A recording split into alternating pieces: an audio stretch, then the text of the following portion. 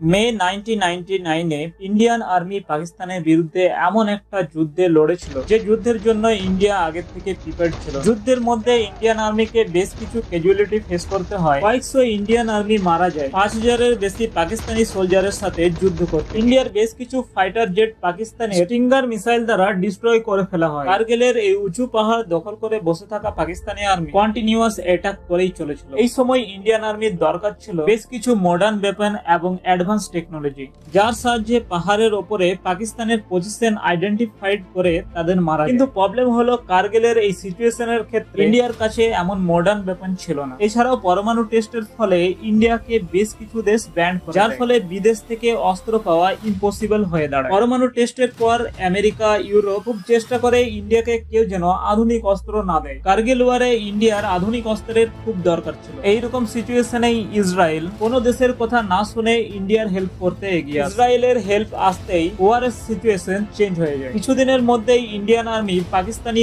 বাংকারে attack করতে শুরু করে। পাকিস্তানি বাংকার থেকে পাকিস্তানি আর্মিকে জায়গা ছাড়তে বাধ্য করে। এই সময় ওয়ারের এমন একটা সিচুয়েশন এসে যায় যে পাকিস্তান প্রধানমন্ত্রী আমেরিকার কাছে যুদ্ধ বন্ধ করার জন্য হেল্প চায়। শেষ পর্যন্ত ইন্ডিয়ান আর্মি পাকিস্তানি আর্মিদের মেরে ইন্ডিয়া ছাড়তে বাধ্য করে এবং ইন্ডিয়ান আর্মি ওয়ার জিতে যায়। কিন্তু প্রশ্ন হলো, এই যুদ্ধে ইসরায়েল হেল্প কেন করেছে? এই সকল জানার জন্য আপনাকে কারগিল ওয়ারের ঘটনা জানতে হবে।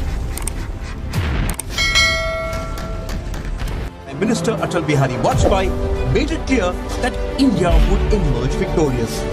हम शांति चाहते हैं, ये तो दुनिया ने देखा। अब दुनिया ये देखेगी कि हम शांति की रक्षा के लिए अपनी शक्ति का भी प्रदर्शन कर सकते हैं।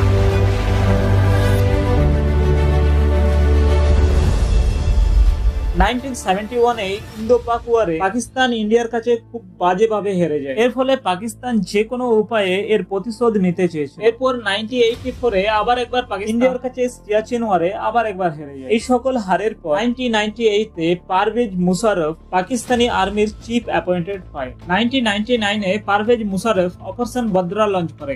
এই অপারেশন চালু হতেই পাকিস্তানি আর্মি এলওসি ছেড়ে ভারতের সীমানায় প্রবেশ করতে এবং কারগিলের বেশ কিছু পাহাড়ে দখল করে বসে। পাকিস্তানের আসল উদ্দেশ্য ছিল কাশ্মীর ভ্যালি দিয়ে যাওয়া ন্যাশনাল হাইওয়ে 1A ডিস্ট্রয় করে কাশ্মীর থেকে লাদাখের যোগাযোগ বন্ধ করা। এই NH-1A কাট অফ হলে কাশ্মীর থেকে লাদাখের যোগাযোগ সম্পূর্ণ কেটে যেত। কিন্তু পাকিস্তানি আর্মির এই প্ল্যান তাসি নামগাল সম্পূর্ণভাবে বরবাদ করে দেয়। আসলে তাসি নামগাল তার ইয়াকের খোঁজে বের হলে দেখে বেশ কিছু পাকিস্তানি ইন্ডিয়ান এরিয়াতে কিছু অ্যাক্টিভিটি করে। এটা দেখার পর তাসি নামগাল ইন্ডিয়ান আর্মির নিয়ারেস্ট পোস্ট সকল বিষয় জানায়। वहाँ हमें को 6 आदमी नजर आई है, कोई काला रंग का ढेर लगा हुआ था। तो मैंने थोड़ा सा देखा उसमें, तो पत्थर डुल रहा था।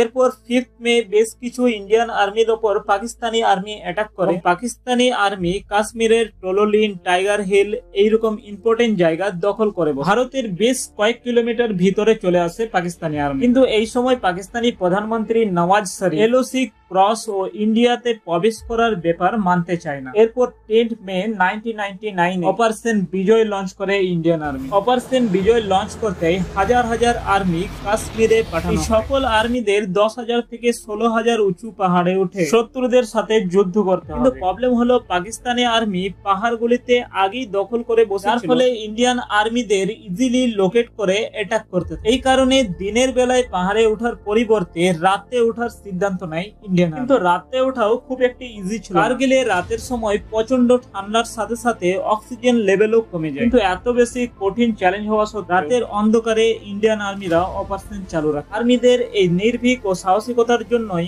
18 মে পর্যন্ত বেশ কিছু পয়েন্ট ইন্ডিয়ান আর্মি নিজের কন্ট্রোলে করে। কিন্তু এই জয় মাত্র কিছু অংশ ছিল। তখনও পাকিস্তানি আর্মি উঁচু পাহাড় থেকে অ্যাটাক চালিয়েই যাচ্ছিল। এইরকম সিচুয়েশনে কারগিলের উঁচু পাহাড়ে লুকিয়ে থাকা শত্রুদের ফাইট করতে এবং যুদ্ধ জয়ের জন্য ইন্ডিয়ান আর্মির এয়ারফোর্সের দরকার ছিল। এবং 26 মে 1999-এ এয়ারফোর্স এই যুদ্ধে অংশগ্রহণ করে আর অপারেশন সাফেদ সাগর লঞ্চ করে। ইন্ডিয়ান এয়ারফোর্স ওয়ারে ইনভলভ হতে পাকিস্তানি আর্মির প্রবলেম হতে শুরু করে, কারণ এয়ারফোর্স পাকিস্তানি আর্মিদের মারার জন্য ফাইটার জেটের সাহায্যে পাহাড়ে পাকিস্তানি আর্মিদের বাংকারগুলি অ্যাটাক করতে শুরু করে। কারগিলের মতো উঁচু পাহাড়ে এয়ারফোর্সদের এয়ার অপারেশন করা খুব একটা সহজ কাজ ছিল না। এমন সময় অটল বিহারী বাজপেয়ী আর্মিদের বলে যেন তারা এলওসি ক্রস না করে। এর ফলে এলওসি দখল করে বসে থাকা উঁচু পাহাড়ে পাকিস্তানি আর লোকেশন ট্র্যাক করে তাদের অ্যাটাক করা এয়ারফোর্সের কাছে একটি চ্যালেঞ্জিং হয়ে পড়ে। এই এয়ার অপারেশনের জন্য 4টি M17 হেলিকপ্টার, MiG-21, MiG-23 এবং MiG-27 তিনটি ফাইটার এয়ারক্রাফট তৈরি করা হয়।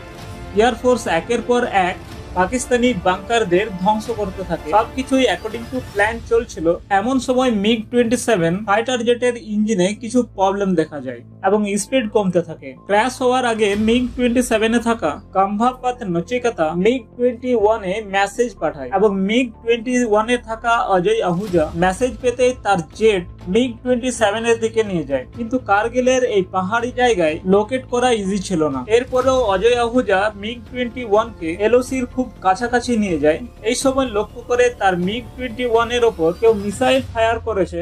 মিসাইল লাগার পর অজয় আহুজা তার জেট থেকে সেফলি বের হয়ে আসে এবং এলওসির খুব কাছে ভারতেই ল্যান্ড এবং তার জেট এলওসির অপর প্রান্তে পড়ে। পাকিস্তানি আর্মি অজয় আহুজাকে ভারতের সীমানায় ঢুকে ক্যাপচার করে এবং তাকে মেরে ফেলে। একদিকে স্কোয়াড লিডার অজয় আহুজাকে পাকিস্তানি আর্মি মেরে ফেলে আর অপরদিকে লেফটেন্যান্ট নচিকেতা জেট থেকে ল্যান্ড করার সময় পাকিস্তানি সীমানায় গিয়ে ল্যান্ড করে। সেখানে পাকিস্তানি আর্মি তাকে ক্যাপচার করে।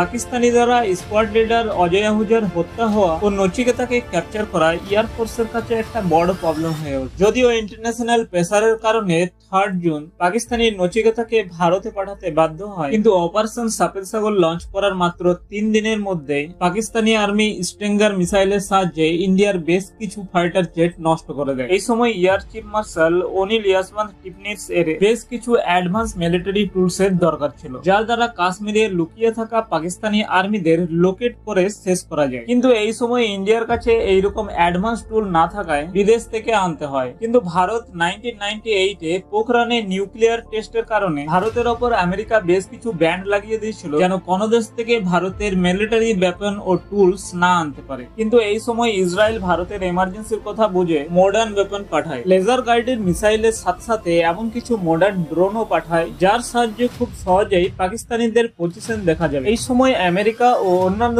দেশ ইসরায়েল ভারতে টুল না পাঠার জন্য প্রেসার দিত, কিন্তু এরপরেও ইসরায়েল ইন্ডিয়াকে হেল্প করে। ইসরায়েল ইন্ডিয়াকে লাইটিং, ইলেকট্রিক্যাল, অপটিক্যাল টার্গেটিং পডসও পাঠায়, যা নেওয়ার জন্য ভারত ইসরায়েলের কাছে আগেই ডিল করেছে। এই লাইটিং, ইলেকট্রিক পডস ও ইলেকট্রো রেডিয়েশন এর সাহায্যে যে কোনো টার্গেট ইজিলি আইডেন্টিফাই ও লোকেট করা যেত।